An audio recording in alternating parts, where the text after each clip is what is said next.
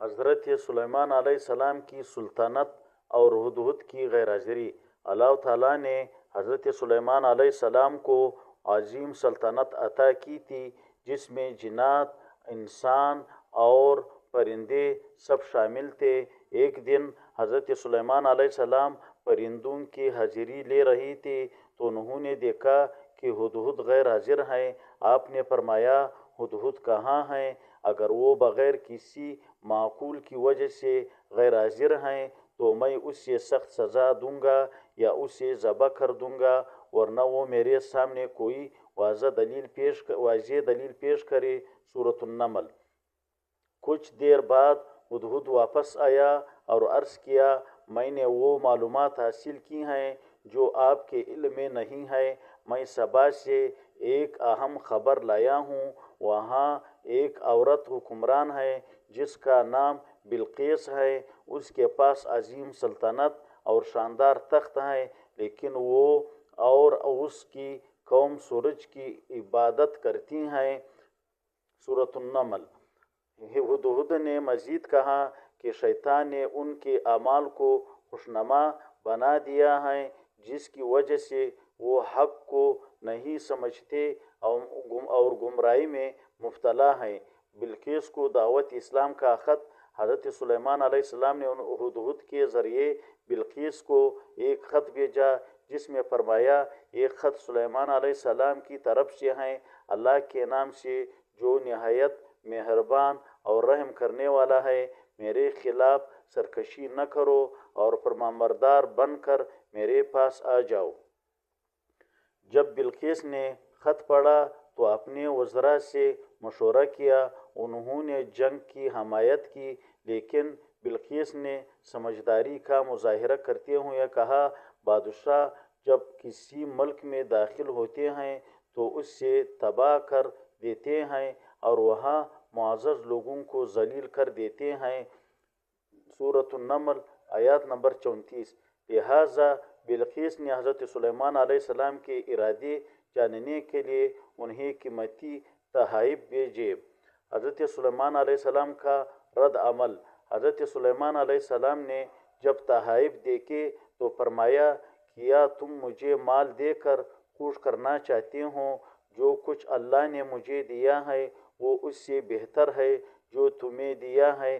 اپنے تحائف واپس لے جاؤ اور انہیں بتا دو کہ اگر وہ سرکشی کریں گے تو میں ان پر ایسا لشکر چڑھاؤں گا جو انہیں شکست دے گا۔ بلقیس کا تخت لانے کا واقعہ۔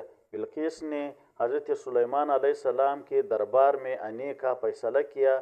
جب حضرت سلیمان علیہ السلام کو یہ اطلاع ملی تو انہوں نے اپنے درباریوں سے فرمایا، کون میرے پاس بلقیس کا تخت لا سکتا ہے اس سے پہلے کہ وہ میرے پاس فرمانبردار ہوں کروائے۔ ایک طاقتور جن نے کہا، میں اس سے آپ کے پاس لے آؤں گا اس سے پہلے کہ آپ اپنی جگہ سے اٹھیں۔ لیکن ایک دوسرے شخص جسے اللہ نے کتاب کا علم عطا کیا تھا نہیں کہا، میں اس سے پلک چپکنے سے پہلے لے آؤں گا۔ چانچہ بلقیس کا تخت حضرت سلیمان علیہ السلام کے سامنے حاضر کر دیا گیا۔ آپ نے اللہ کا شکر ادا کیا اور فرمایا، یہ میرے رب کا فضل ہے تاکہ وہ مجھے آزمائے کہ میں شکر گزار ہوں یا ناشکر۔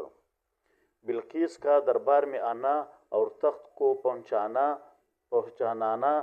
جب بلقیس دربار میں آئیں تو حضرت سلیمان علیہ السلام نے اس کے تخت کو تھوڑا تبدیل کروا دیا تھا۔